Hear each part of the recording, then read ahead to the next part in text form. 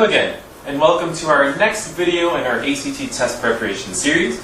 Now in our previous video, we covered practice test 1, the reading test, passages 1 and 2. Now today we're going to be finishing up that reading test portion and finishing passages 3, followed by passage 4 as well. So without further ado, why don't we start with just a brief summary of what is passage 3 all about. You see here, this is the humanities passage of our practice test.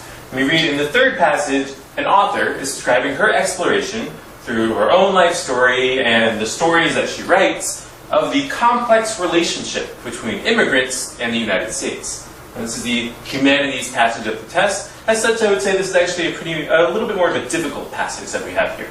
But let's dive into the questions first.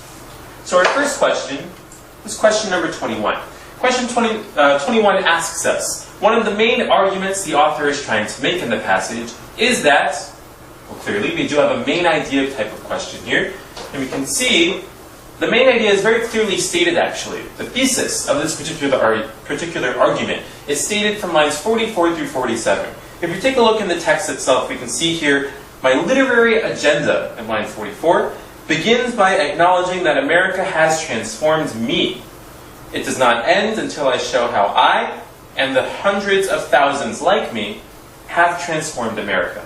Now this is very clearly the argument that she wants to make here. We have a very clear, I would say, statement of what the author is trying to do in her work. Now if we take a look at these answer choices, we can see here, which one of these best fits this thesis statement? We see in A, until recently, foreign-born residents have not wanted to be involved in defining the American reality.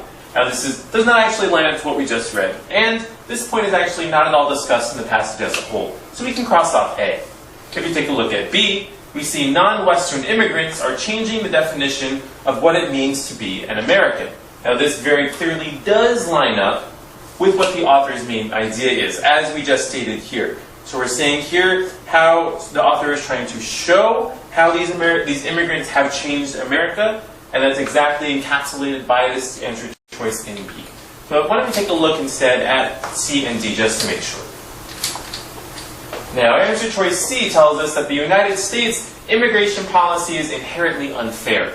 Now, we don't actually see that this is actually inherently unfair. It's not actually stated here. We're also not singling out the immigration policy in this case. But C is also not quite what we're looking for as a main argument here. You see here in D, America has changed the political affiliations of most non-Western immigrants. We don't actually have this information that they're changing the political affiliations. Again, not actually the main idea that the author is trying to make. As such, we are left with